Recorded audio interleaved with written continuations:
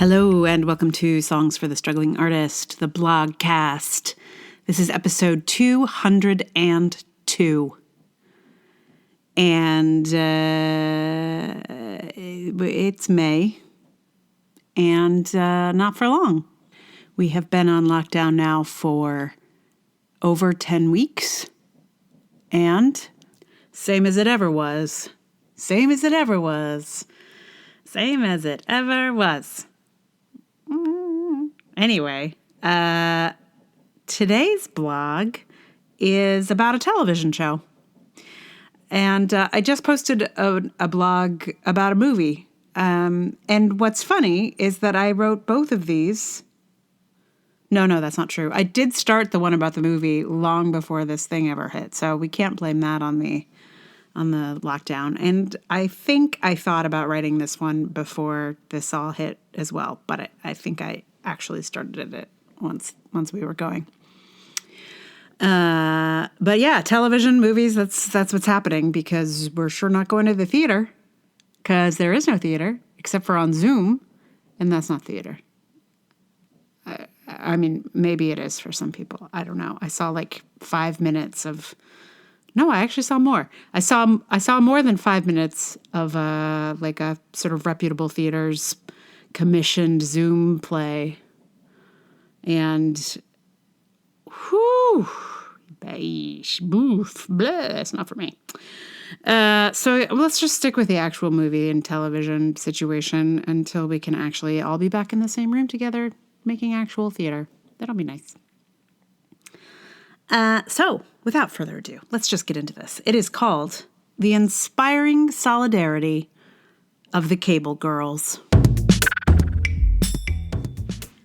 If we've talked about TV in the last few weeks, and we may have talked about TV a lot in these virus times, I've surely mentioned Cable Girls to you. I've become a bit obsessed. It's a Spanish TV show about switchboard operators in the early 20th century. It is stylish and sexy, and most impressively, about women's solidarity. There is nothing the women in this show won't do for their friends, and I mean nothing. They will tank their relationships, start a strike, even stage a prison break. They are a group of friends who show up for each other in some really extraordinary ways. There are many things about this show that stretch the bounds of credulity. It is very much like a telenovela in terms of its plot twists. Amnesia? Check. Love triangle? Check. Sudden appearance of an identical twin? Check. It is not a realistic show. But the bonds of these friends always seem absolutely credible. While I don't necessarily believe the prison break, I do believe that they would do it to help one of their own. Watching these women choose each other over and over makes me realize how rare it is to see women together like this. So often on screen, women are portrayed as competitors, as spatting rivals, not colleagues. The women in Cable Girls, Las Chicas del Cable, begin as colleagues and grow into collaborators and friends and even accomplices and comrades in multiple heists and schemes. Watching a team of friends pull off a heist is, I suppose, a fairly common dramatic structure. But it is rarely a team of women, and almost definitely not a team of women whose difficulties arise from outside of the group rather than within it. It gives me enormous solace to watch a group of women friends take on the indignities of sexism, or encroaching capitalism, or the sexist structures around them, and do it together. When the main character chose her friends over her lover, and clearly articulated that that was what she was doing, this TV show showed me something I had never seen before. This show has these women continuously choose each other over and over. No one can come between them. Everyone who knows these girls knows that if one of them is in trouble, the others have to go. It's powerful to watch a group of women take on impossible situations. It feels like what's been happening on an international scale for these last few years. Groups of women are coming together like the Cable Girls and facing what seem like impossible situations, and sometimes winning. Is the show silly? Yes, very. Heist, twins, amnesia, it's silly. Is it soapy? So very much. But it's like stylish soap. Sexy period soap. With pearls and cloche hats. I cannot get enough. Also, the Spanish is incredibly musical. I don't speak enough Spanish to be able to identify what's happening, but it seems like there might be a sort of stylized theatrical quality to the speech. I sometimes feel like I could sing it after watching an episode.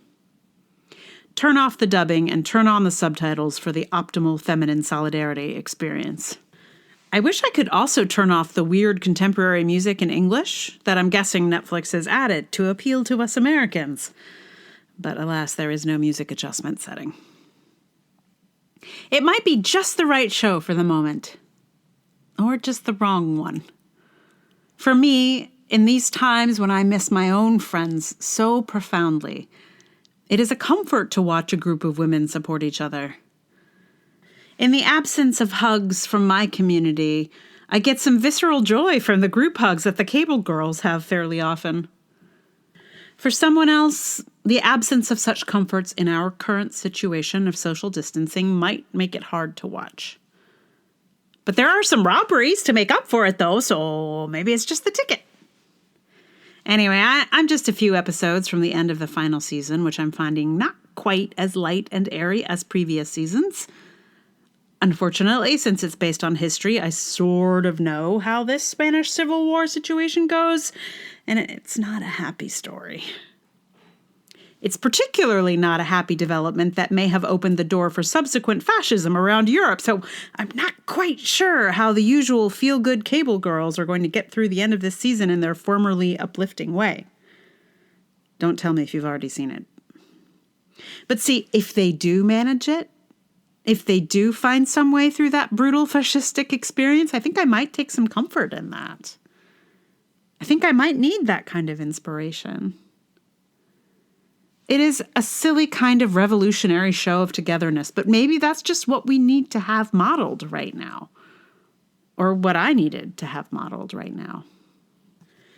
If you're my friend, I just want to let you know I will help you with your bank heist if you need to escape your abusive husband. Just know that I will. Unless you're the police, in which case I know nothing about that bank heist. What bank heist? I won't snitch on my girls. So I did actually finish the whole show, all of season 5. And all I can say is just skip it. Just pretend there are only 4 delightful seasons of the Cable Girls and just don't even watch that 5th season. Just don't. Just trust me. You won't be sorry that you missed it because, oh dear. Just, oh dear. You know what I mean? Anyway, the first 4 seasons are worth every minute. And the 4th season really ends like it's ending. So just stop there. Just stop. And then forget that there's ever anything later because you'll be sorry. Or at least I was sorry. You might think it's great. I was sorry. I wished I'd never seen it. But the first 4 seasons were an unqualified delight. Just really. Yeah. It's funny because I found it. I think somehow Netflix knew that I wanted to watch this other show called Luna Nera. I think they knew I wanted to watch it because it had witches in it, and they know I have a thing. So my, tech overlords were like, you must watch this show about Italian witches. And I was like, you are correct. I must. Although I didn't realize it was Italian. In fact, I would have watched it sooner if I'd known that. But yeah, I watched a trailer and was like, yes, sold. And the trailer was in English. And then I started watching the show and I was like, this is dubbed. That's not English that lady is actually speaking with her mouth. And then I clicked around a little bit and discovered that it was actually in Italian, which was a big sell for me because I speak Italian and I could actually understand what they were saying, and it was quite pleasurable for that. It's not a brilliant show, but it is aesthetically exciting, and there are a lot of cool things about it. So anyway, that show, because I watched that show, they were like, well, if we got you to watch Luna Nera, you will definitely watch The Cable Girls. And I was like, you are also right. You are correct. But I was hip to their dubbing tricks, so I caught it early. And I cannot imagine how that show plays dubbed. Like, I really can't. I mean, I saw it for like a minute and was like, this is no. This is no. That is exactly what I said. This is no. So, yeah, they're both shows like that mostly feature women, and they're delightful. Anyway, that's my television spiel for the day.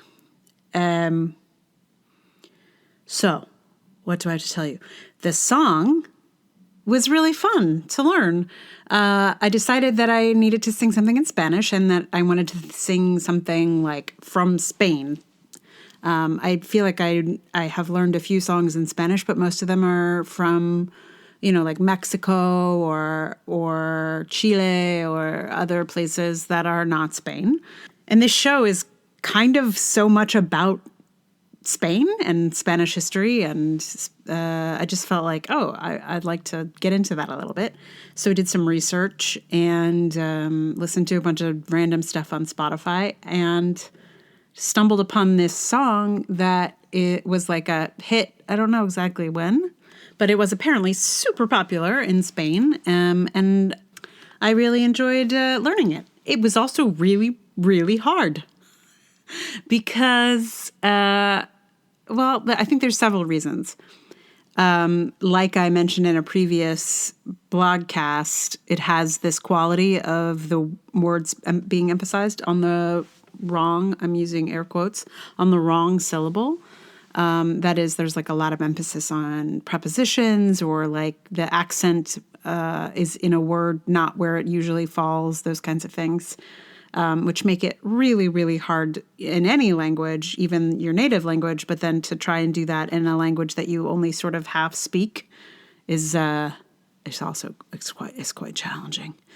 So it was just challenging for that reason, and also challenging because there's a lot of words, and they go really fast. And it's like Spanish, so there's a lot of in there, and keeping straight when it should be a and when it should be a s. That was a fun challenge. Also, there's a thing too about pop music that is in Romance languages. I think this is true. I met a random person on a hillside in Cinque Terre in the 90s. Some random guy I had a conversation with about pop music. He was Italian, and he was like, listen, Italian music, pop music, he was very clear. Italian pop music is no good because there's too many syllables. And he said that's why pop in English is so popular, because the monosyllabic nature of the language is such that it's just easier to fit into a pop form. Obviously, that idea stuck with me for decades. So, and I find it fascinating. Like, that's the benefit of English. I mean, there's many benefits of English, but that for music, that's a big one. Yeah, I'm fascinated. And I feel like I can feel that a little bit in this song. Like there's just a way where the words have been kind of like pushed into a form that they might not naturally want to go into, because the music of the language itself is so strong. Like, I think that's partly why listening to this show, like there's something about wanting to sing it, because even just people talking has the quality of like a beat, a rhythm, a meter that spoken English does not have. Anyway, that's a lot about pop music and language. So, before I play for you this song, I should tell you that the 4th episode of The Dragoning is out. Thanks to any and all of you who gave it some stars and wrote reviews on Apple. So helpful. If you want to do that on this podcast too, that would be great. It does really help people find the podcast, and the higher rated something is in Apple, the more likely people will be to find it. So go for that. If you'd like to support the podcast, the best way is through Patreon, patreon.com/Emily R. Davis. There's also Ko-fi and PayPal, and the links to all of those things are in the show notes. My theater company now also has a Ko-fi page to help pay for the next episode. So we're trying to fund the 8th episode of The Dragoning now. So if that is exciting to you, check that out as well. I'll throw that link in the show notes. And yeah, just thanks for listening, everybody. Hope you're all doing okay, staying safe, etc. And I will give to you now a song by Amaral, is my guess at how they pronounce their name. They are a folk pop duo from Spain. This song is called Marta, Sebas, Gil y demás. And it is about friends. So I thought it was super perfect for this podcast, for this episode. Since the thing that I found so compelling about Cable Girls was the quality of their friendship, and this song is about friendship and being friends and all of that. The lyrics of the chorus are, "They are my friends. We pass hours on the street." So it's like, we can't pass hours on the street with our friends right now.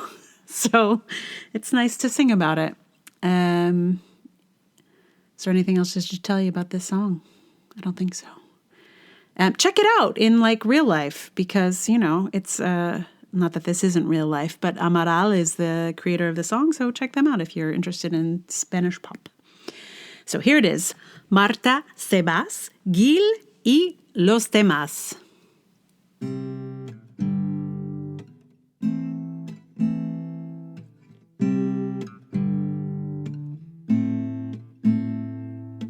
Marta me llamó a la asesora española, solo para hablar, solo se sentía sola porque Sebas se marchó de vuelta a Buenos Aires. El dinero se acabó, ya no hay sitio para nadie. ¿Dónde empieza y dónde acabará? El destino que nos une, que nos separará. Yo estoy sola en el hotel, estoy viendo amanecer. Santiago de Chile se despierta entre montañas. Akira toca la guitarra en la 304. Un gato rebelde que anda medio enamorado de la señorita rock and roll. Aunque no lo han confesado, eso lo sé yo. Son mis amigos, en la calle pasábamos las horas. Son mis amigos, por encima de todas las cosas. Carlos me contó que a su hermana Isabel la echaron del trabajo sin saber por qué. No le dieran ni le gracias porque estaba sin contrato. Aquella misma tarde fuimos a celebrarlo. Ya no tendrás que soportar al imbécil de tu jefe ni un minuto más. Son mis amigos, en la calle pasábamos las horas. Son mis amigos, por encima de todas las cosas. Son mis amigos. Al